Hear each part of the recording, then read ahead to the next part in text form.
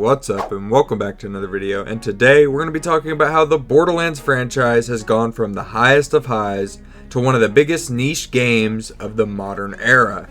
A once thriving community has not only been split in half, but we've seen the quality of the games decline so much that the majority are in agreement of one thing: the Borderlands franchise must go back to basics. They've tried many different things throughout this series, whether it's mayhem levels, anointments, combinable classes, melee weapons, a story that appeals to the masses, and it's only gone one place, and that's downhill. So I want to discuss the idea of how they could potentially take an upcoming game like Borderlands 4 back to what fans want. Step 1 would have to be dedicated loot at launch. It's a no-brainer, and every Borderlands fan can agree that it's the best way to farm loot. The fact that they've messed this up so many times since the popularity of it in Borderlands 2 is fucking insane to me. So much so that I've made an entire dedicated video discussing how Gearbox ruined farming 3 times. Step 2 is another one that every single person on the other side of that screen is going to nod their head when I say it, and that is no OP levels, chaos chambers, or mayhem levels. It's all a big reason why so many of your players don't even care to get to the end game.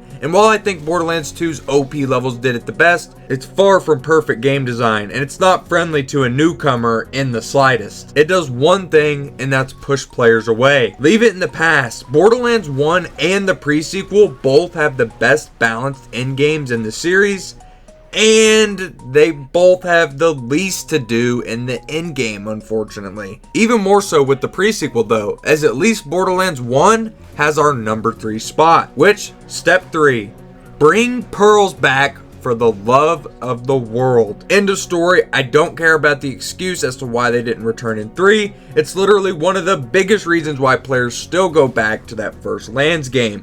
If they're not in the 4's in-game loop, then those window lickers who are working on this game need to go and work on something else, because we want you nowhere near our beloved series. Step 4, this is another simple one.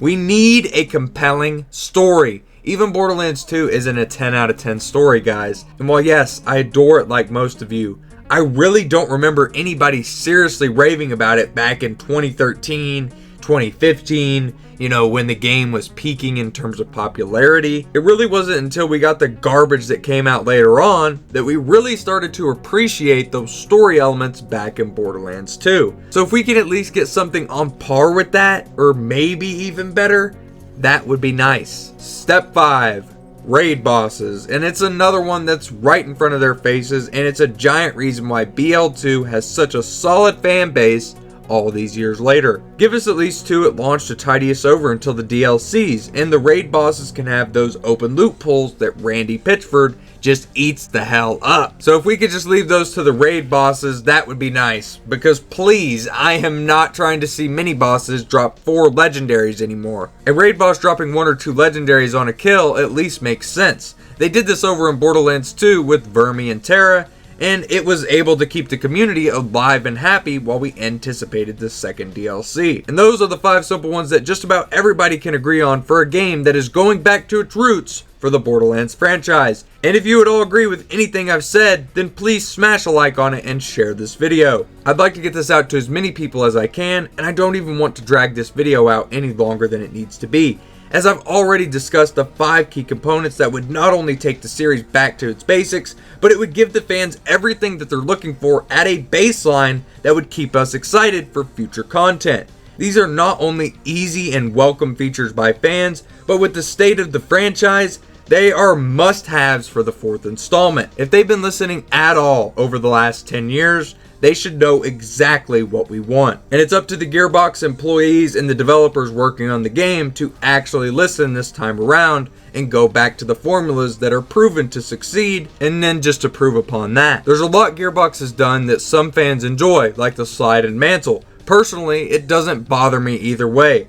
I just prefer the games that, don't have it. And I know I'm in the minority there, and I don't think that they should just by any means just change it if the majority enjoy the movement. But like I said, not a make or break thing for me. And now we're going to get into some of my personal takes on how the series could go back to basics. And I don't think everybody is going to agree with these, but that's why I left the 5 key components as early as I could in the video, so everybody could at least see those. The weapon proficiencies for Borderlands 1 need to return, and then I also wanted to say one more thing about raid bosses.